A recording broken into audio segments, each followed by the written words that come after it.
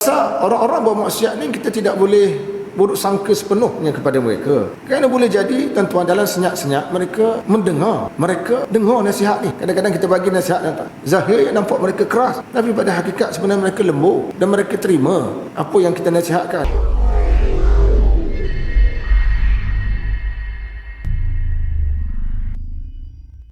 Iaitu dalam kisah-kisah Al-Quran, begitu juga di dalam kitab-kitab hadis. Kitab-kitab hadis tuan-tuan, banyak contoh-contoh yang boleh ditengahkan dalam masyarakat.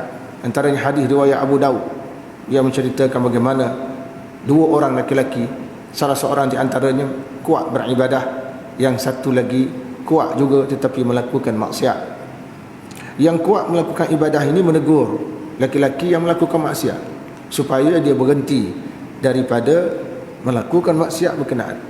Tetapi lelaki yang melakukan maksiat itu enggan berhenti, sehingga kan lelaki yang menegur tu tuan-tuan merasa fed up, lalu dia mengatakan, dia mengeluarkan satu kenyataan, iaitu dengan mengatakan Allah Ta'ala tidak akan mengampunkan dosa kamu dengan sebab maksiat yang kamu buat, atau Allah Ta'ala akan memasukkan kamu ke dalam neraka disebabkan oleh maksiat yang kamu lakukan itu.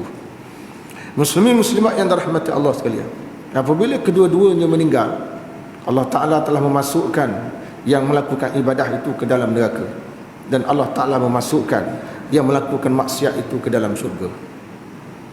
Jadi di sini dalam hadis ni tuan-tuan, yang kita herannya, kenapa pula Allah Ta'ala masukkan yang melakukan ibadah itu dalam neraka dan masukkan yang maksiat itu ke dalam syurga. Di sini tuan-tuan kita tengok beberapa adab yang sepatut kita ambil kira, iaitu dari segi mengeluarkan tutur kata. Dari segi mengeluarkan tutur kata dia, laki-laki yang melakukan ibadah tadi tuan-tuan, kenapa pula bila dia meninggal dia masuk neraka? Laki-laki yang melakukan maksiat tadi, kenapa pula apabila dia meninggal dia masuk syurga? Ini persoalan yang timbul. Kerana laki-laki yang melakukan ibadah tadi tuan-tuan, walaupun dia kuat ibadah, tetapi dia jahil dari segi hukum hakam. Jahil ini akan menyebabkan ibadahnya berkecai. Kerana laki-laki tadi mengatakan Allah Ta'ala tidak mengampunkan dosa orang yang buat maksiat itu, atau dia mengatakan orang yang buat maksiat itu akan masuk dalam neraka. Jadi tuan-tuan, penggunaan tutur kata sewaktu kita bercakap, berkemping ke apa, dengan mengatakan bahawa si fulan bin si fulan masuk neraka, si anu bin si anu masuk neraka, tidak boleh dikeluarkan dengan begitu mudah. Maka sangat berbahaya kepada masa depan orang yang mengeluarkan perkataan itu sendiri. Dan dalam hadis tadi tuan-tuan, bila laki-laki yang melakukan ibadah itu meninggal, Allah Ta'ala masukkan dia dalam neraka, dia bertanya kenapa pula dia dimasukkan dalam neraka. Dia beritahu tuan-tuan, kerana mengeluarkan kenyataan Allah Ta'ala tidak ampunkan. Bagaimana lelaki tadi tahu Allah Ta'ala tidak ampunkan orang yang buat maksiat tu? Macam mana dia tahu? Itu penting nak keluarkan satu kenyataan. Yang kedua, bagaimana dia tahu kalau lelaki yang melakukan maksiat tadi kalau mati maka dia akan masuk neraka? Macam mana dia tahu? Jadi di situ tuan-tuan, dia telah mengambil kuasa Allah, dan itu sekaligus menunjukkan dia seorang yang jahil dalam mengeluarkan kata-kata. Paling tinggi yang boleh kita katakan tuan-tuan, dari segi perbuatan. Tadi imam kita baca ayat tadi. Imam baca, kalau tuan perhatikan, imam baca ayat apa? Iaitu ayat yang berbunyi, ma salakakum fi saqar qalu lam naku minal musallin wa lam naku nut'imul miskin wa kunna nakhudu ma'al khaidin wa kunna nukazzimu biyaumiddin. Imam baca tadi, menarik ayat yang baca itu. Ketika mana ahli neraka masuk dalam neraka, mereka ditanya, kenapa pasal kamu masuk dalam neraka? Apa pasal kamu masuk dalam neraka?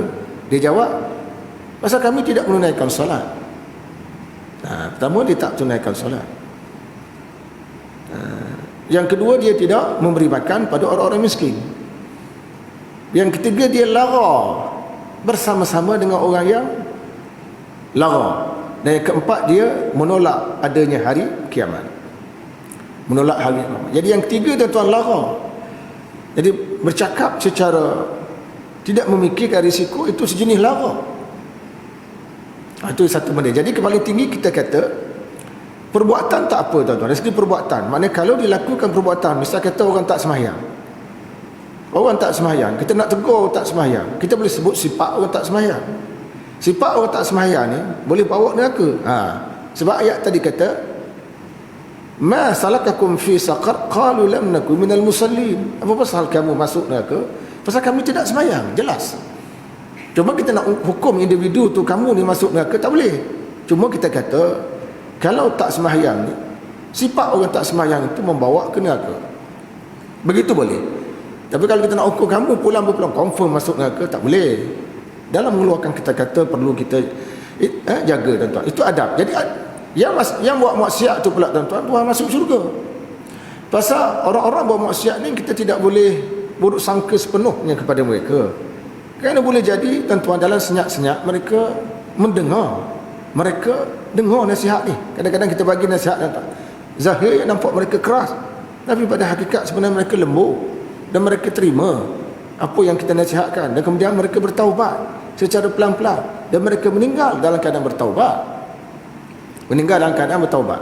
Adapun yang kuat ibadat tadi tuan-tuan, pasal apa masuk neraka? Pasal tadilah kenyataan tu sangat berat tu, dan itu melambangkan kejahilan dia.